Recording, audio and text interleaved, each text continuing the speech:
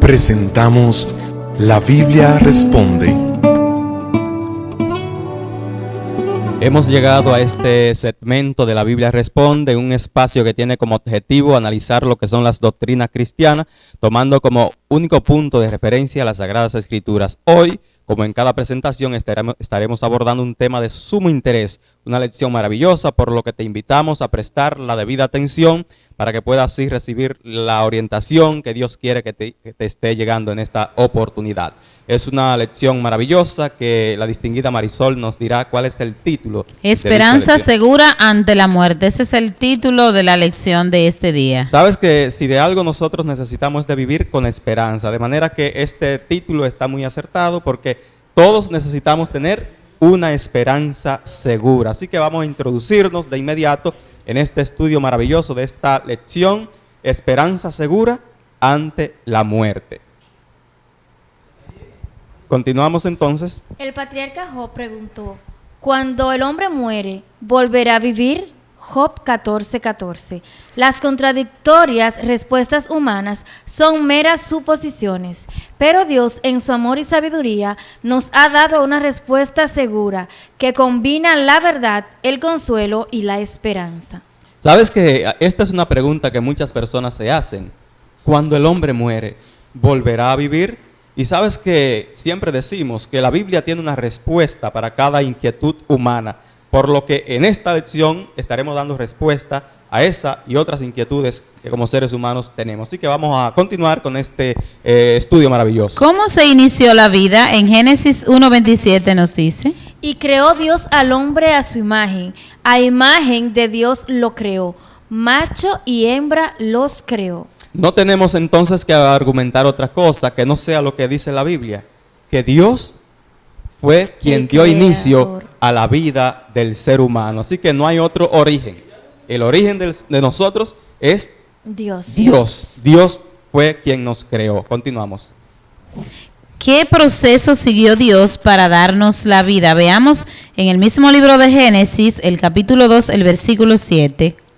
Formó pues el Señor Dios al hombre del polvo de la tierra, y sopló en su nariz el aliento de vida, y fue el hombre un alma viviente. Bueno, allí es evidente cuál fue el proceso, el método que Dios utilizó para traernos a la existencia.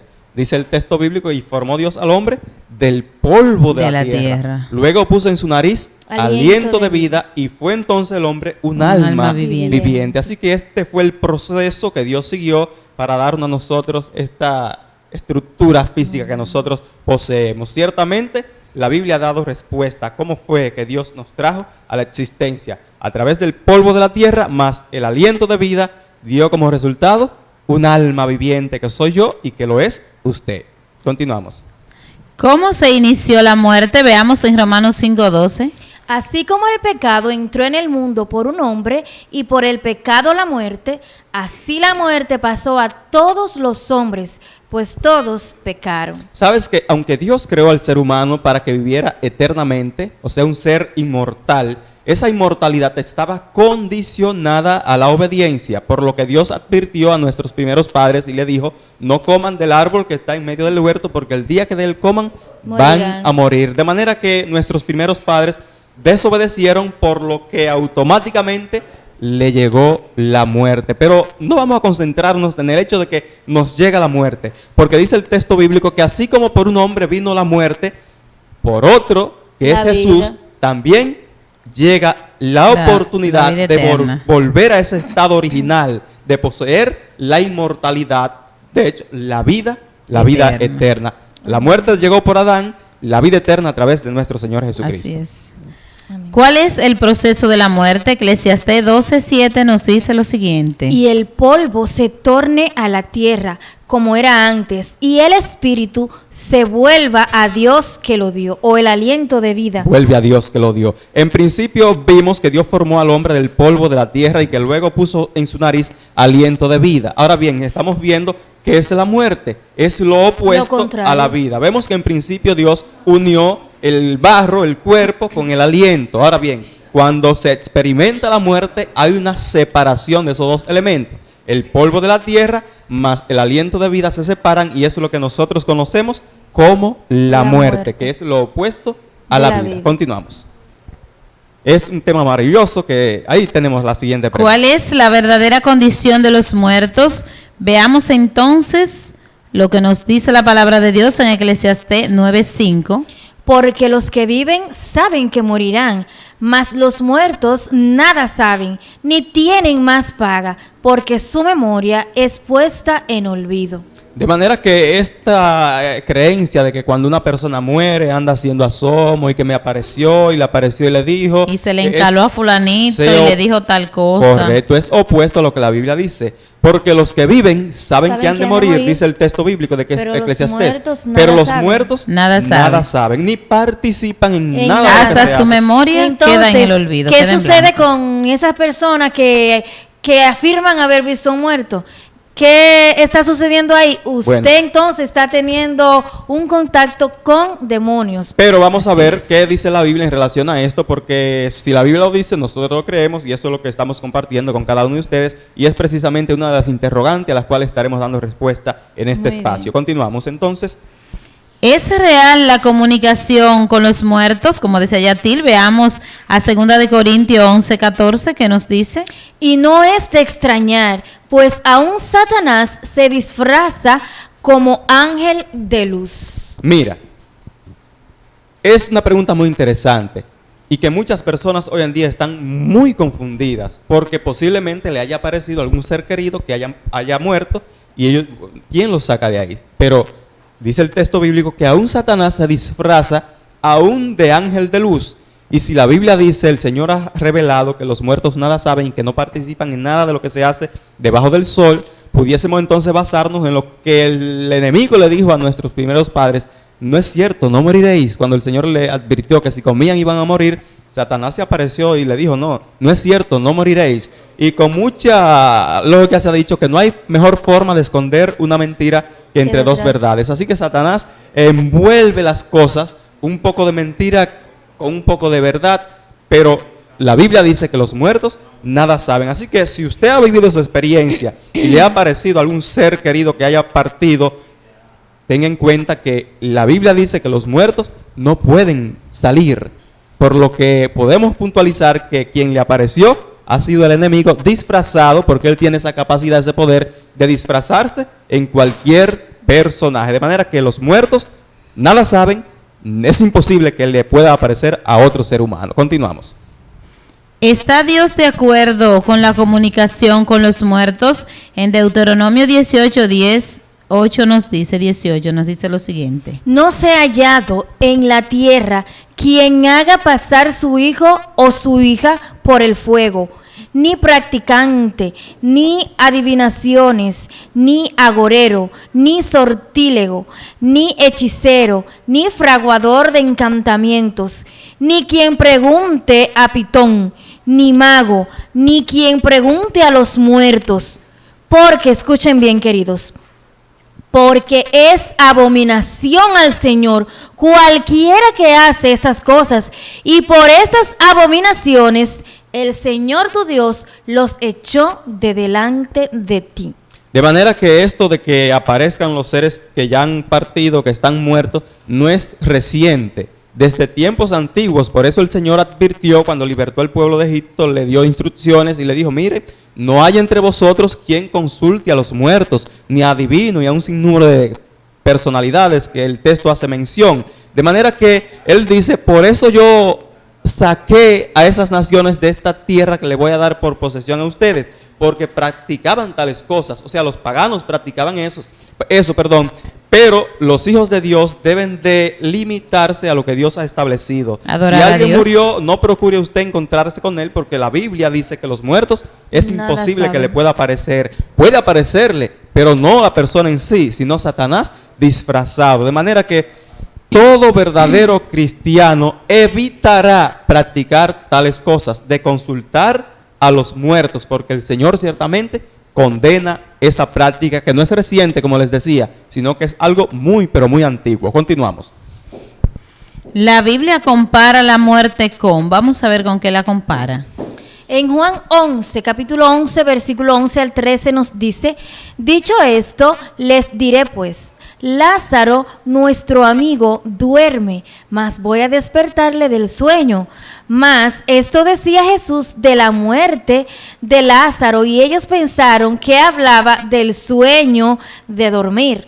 Sabes que cuando Lázaro murió, de inmediato Jesús era amigo de Marta, María y Lázaro. De inmediato se lo hicieron saber, y es lo que nosotros hacemos cuando algún ser querido muere. Uno trata de que nuestros parientes, nuestros amigos sepan que ha sucedido algo penoso. Así que cuando Lázaro muere, le enviaron a decir a Jesús: tu amigo Lázaro ha muerto.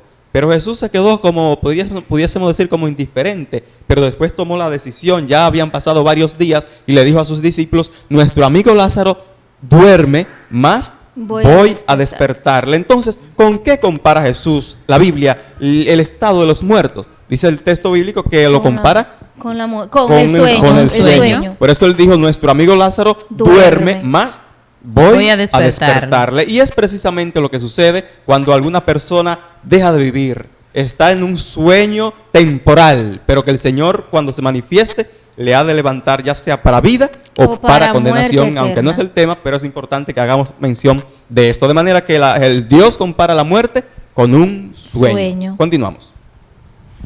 ¿Qué segura esperanza aguarda al cristiano después de la muerte? En Primera de Tesalonicenses 4:16 nos dice: porque el mismo Señor, con aclamación, con voz de arcángel y con trompeta de Dios, descenderá del cielo, y los muertos en Cristo resucitarán primero. Por tanto, consolaos los unos a los otros en estas palabras. Siempre decimos que este programa tiene como objetivo construir puentes de esperanza. Y yo sé que todos nuestros amigos televidentes han pasado por la amarga experiencia de perder algún ser querido. Y es importante que ustedes sepan que no termina con la muerte la experiencia del ser humano, porque el Señor ha de resucitar. Por eso San Pablo escribe: no queremos, hermanos, que ignoréis acerca de los que duermen, porque el mismo Señor descenderá del cielo y los muertos en Cristo resucitarán primero. De manera que si usted ha perdido algún ser querido y ha ido al descanso o ha dormido en el Señor, usted puede tener la plena seguridad, la certeza de que se ha de levantar cuando el Señor se manifieste por su pueblo. Entonces vendrá a resurrección de vida eterna. Por lo que podemos decir que hay una esperanza aún en medio de la muerte. Así es, continuamos. ¿Qué milagro ocurrirá en la resurrección de los justos? En 1 Corintios 15, 5 y 51 y 53 nos dice: he aquí, os digo un misterio, no todos dormiremos, pero todos seremos transformados en un momento, en un abrir de ojo, a la final trompeta, porque será tocada la trompeta y los muertos en Cristo serán levantados sin corrupción, mas nosotros seremos transformados, porque es necesario que esto corruptible sea vestido de incorrupción y esto mortal sea vestido de inmortalidad. Sabes que yo pienso que hay dos grandes milagros que nosotros como seres humanos experimentamos.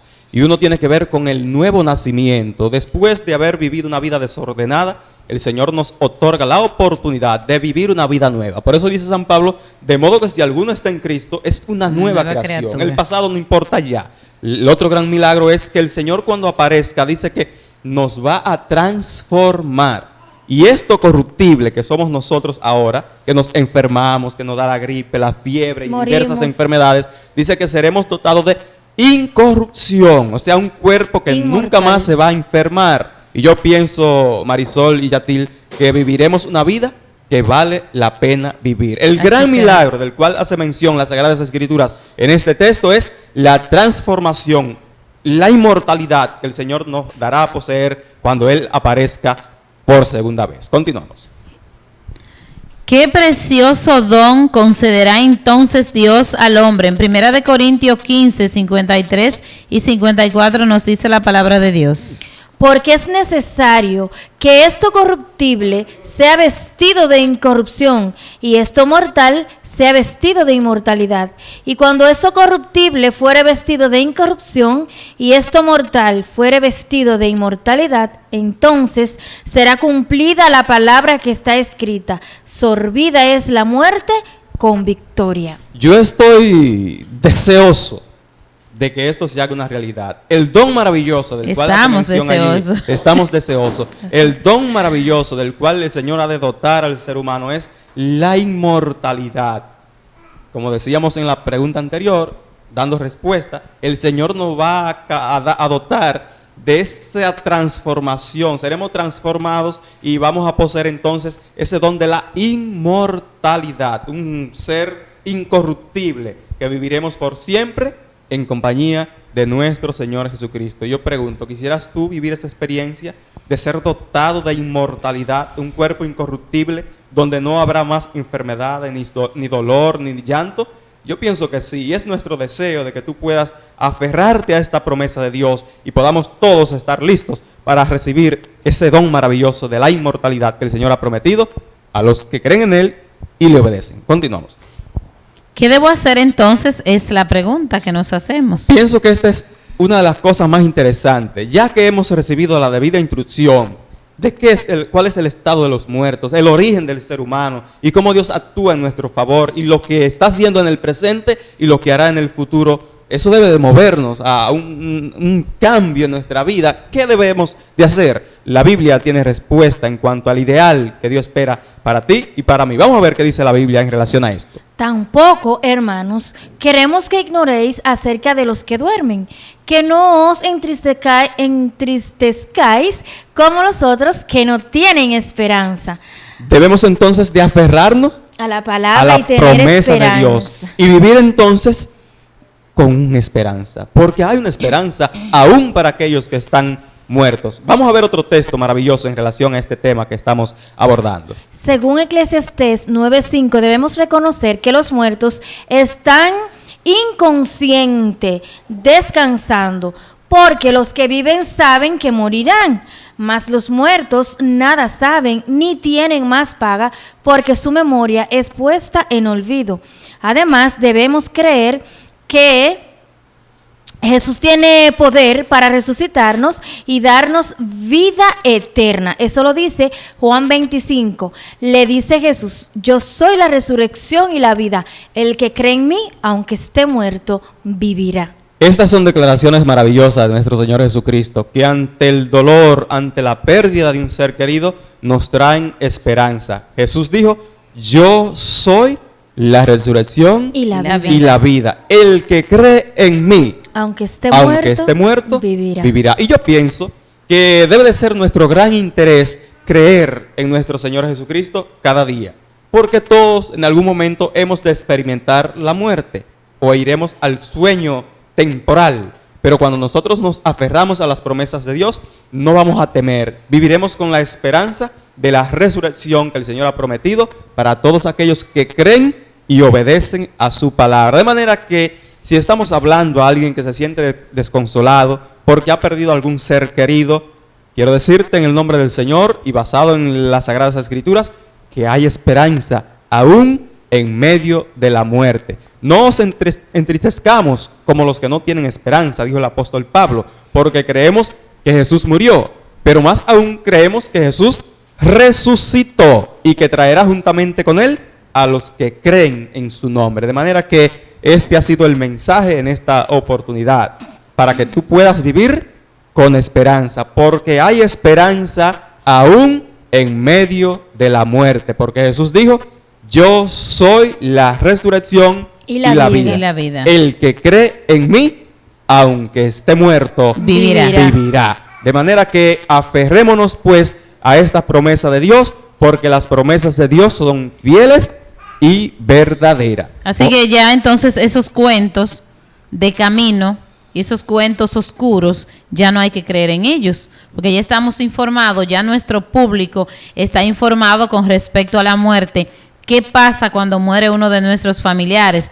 Ya no estamos a oscuras, ya no estamos engañados, ya sabemos qué es lo que pasa cuando muere uno de nuestros familiares, cuando algo raro, extraño, se me aparece, ya yo sé que no es un muerto, que no es ese familiar mío que ha venido, porque si mi familiar volvió a la tierra, o sea, lo que es el cuerpo volvió a la tierra y lo que es el espíritu volvió a Dios que lo dio, entonces ya yo no debo creer en eso, yo debo de tomar la firme decisión de no creer en eso. Si eso sucede, entonces la persona debe de reprender eso en el nombre de Jesús. Y usted se va a dar cuenta que si insiste y si usted reclama el nombre de Jesús, usted se va a dar cuenta que eso va a desaparecer y va a dejar de atormentarle. La Biblia no se contradice. Y cuando la Biblia dice que los muertos nada saben y que no participan en nada de lo que se hace bajo el sol, nosotros debemos de creerle. Ahora bien, no vamos a ignorar de que el enemigo se puede transformar en la persona que ha fallecido para hacerle creer. Pero recuerde que en materias de fe, la Biblia y solo la Biblia tiene la verdad objetiva. Así que Dios te bendiga. Hemos llegado a la parte final de este que es su programa. La esperanza es Jesús. Será pues hasta una próxima presentación. Bye, bye. Bendiciones de Dios para todos ustedes. Por la palabra de Jehová fueron hechos los cielos, porque Él dijo, y fue hecho. Y todo el ejército de ellos por el espíritu de su boca.